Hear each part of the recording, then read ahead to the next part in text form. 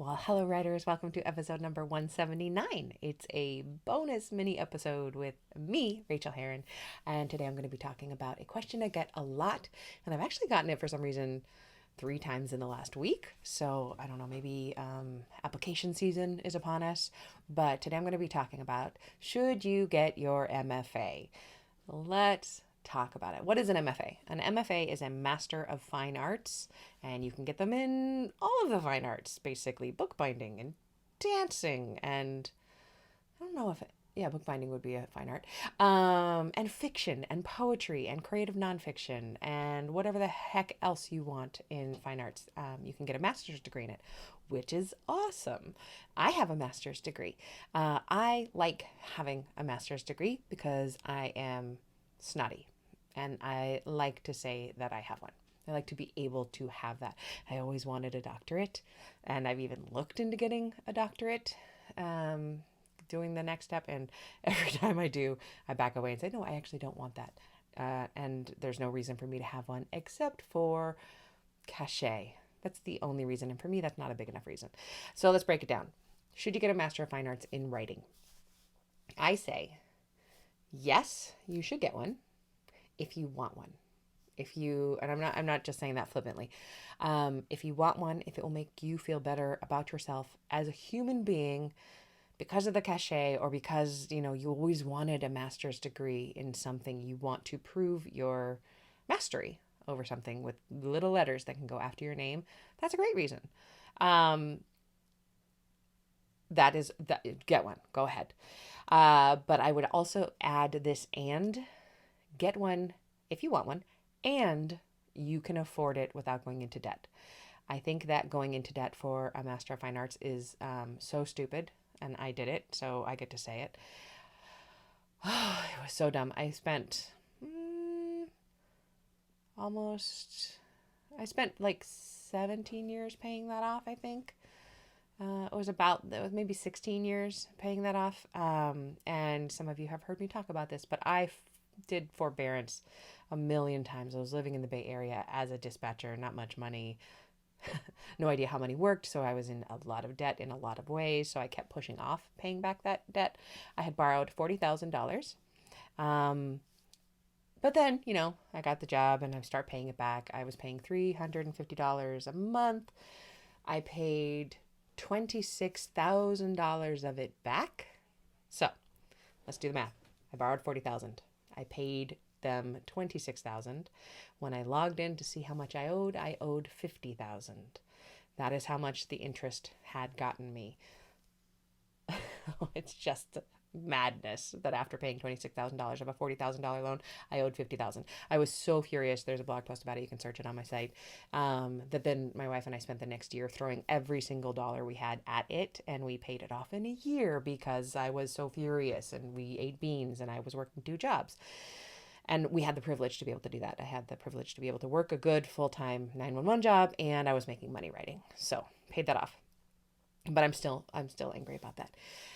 It was not worth that much money. So yeah, I spent $76,000 on that master's. So if you can afford one, to pay it out of pocket, or earn as you go and pay it off, I think great. But if you're already in debt and you're thinking about taking on more debt, no way. The master's will not help you make more money. That's the thing. That my master's has never helped me make more money. Let's talk about that. So I don't think you should get an. Here's the reasons you shouldn't get an MFA.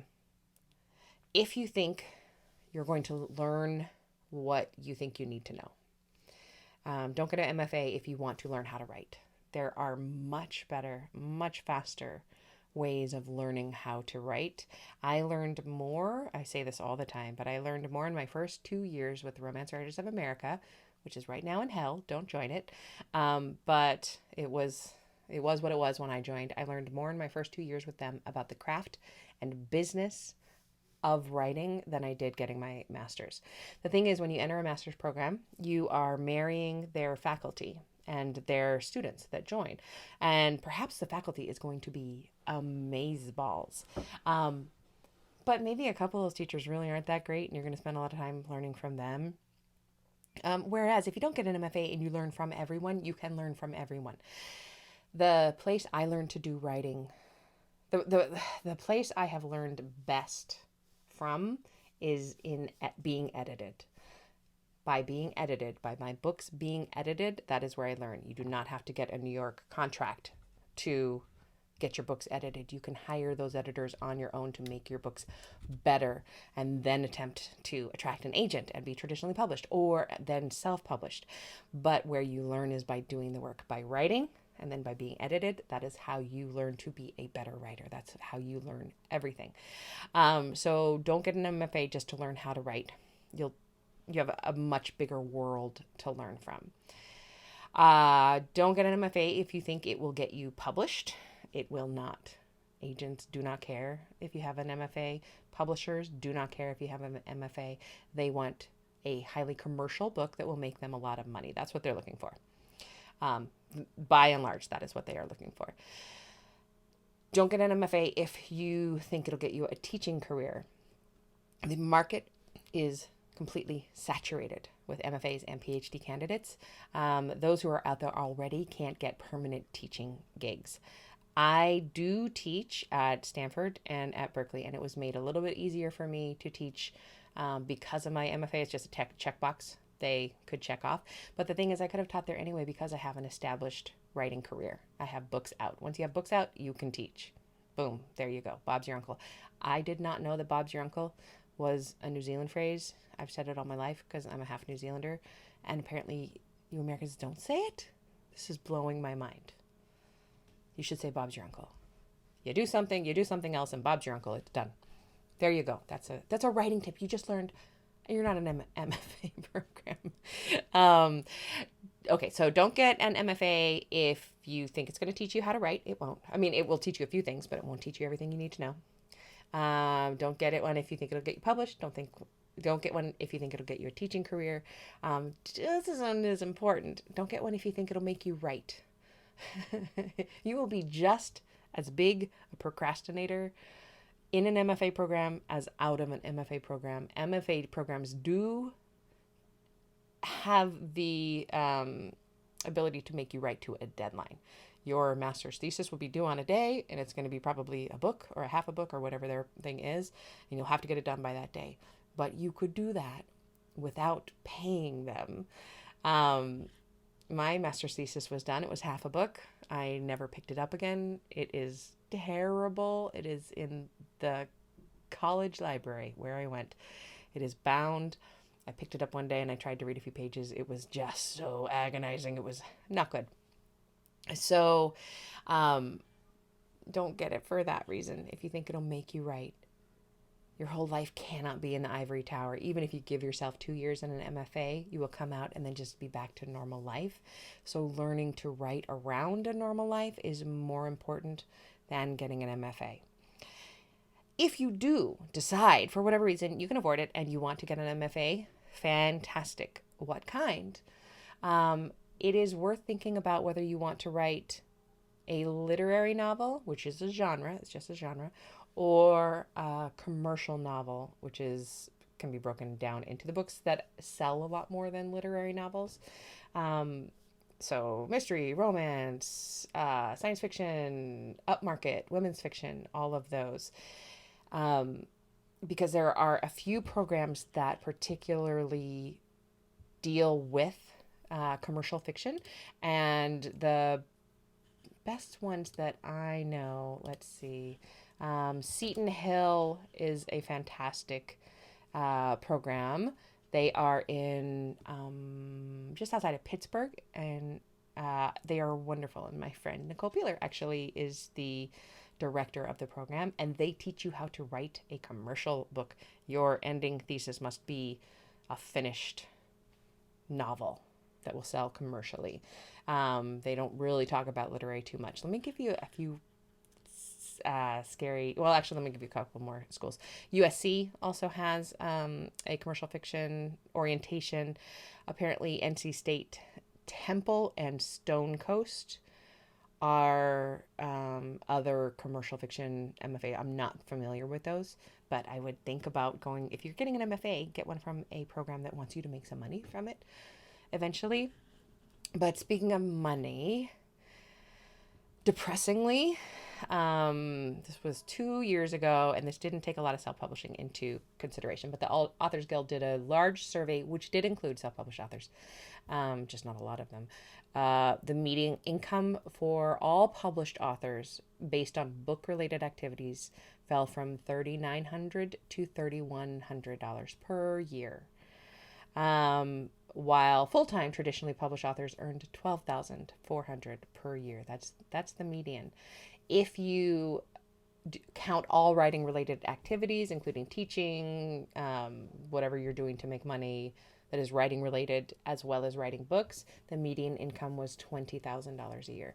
So when you keep that in mind when you're thinking about how much you want to pay for an MFA, how much money you would want to spend on that, you are probably not going to be able to pay it off with writing money, not for a very long time. So if you can pay it off with something else, that's fantastic. If you just wanted to have it, great. If you want to have those 2 years in the ivory tower, beautiful. That is what I wanted. I honestly wanted to be in school, talking to people about writing, building a community, which, by the way, I lost completely. Our grad program just it fell apart. Those people are not in my life. My life and my writing life is supported by this incredible web of interconnected writers, but none of them are from my MFA. Not one single one, which is sad because I really like those people. What else did I want to say? Oh, yes, I know. Pick up the book before you get an MFA, before you apply to a program. Pick up the book DIY MFA. I have not read it, but it has incredible reviews, and I was just looking at what it's about, and basically, its 3-part mission of the DIY MFA is to write with focus, read with purpose, and build your community. Those are the 3 things you're looking for in an MFA program. You need to learn how to write with focus and ignore life around while you get the writing done. You need to learn how to read with purpose in order to learn from the books you want to emulate or compete against, and build your community, which my graduate program didn't manage to do somehow. So pick up the book. It's like, I don't know, probably $15. Let's see what it is. Oh, it's $14.99 on the Kindle. That's a lot. $19.99 on paperback. Just grab it. See if it helps you. See if it is something that you could do instead of, or perhaps you will get the book and then decide to do an MFA as well. Again, totally go for it if you want it. Just have those other things in mind that it will not help you do. That said, I guess I am glad I spent $76,000 on an MFA because I like to say I have one. And I did have a good time in the ivory tower when I did spend those 2 years single, no kids, living in a little tree house and writing in Oakland and working at as a waitress in a restaurant. Those were 2 good years of my life. But I didn't spend that much time writing. I spent the least amount of time writing that was possible to complete the program. And that is how writers do it. So I hope this has helped a little bit. I don't want to step on your MFA dreams. I really, really don't. But I want you to have clear, open eyes and heart when it comes to what it means for you. So if this has helped you make up your mind, or if you say, screw you, Rachel, I'm going to get an MFA in order to write a highly literary novel, and I'm going to put it on a credit card, then, that's fine. You do you, boo. But these are my thoughts.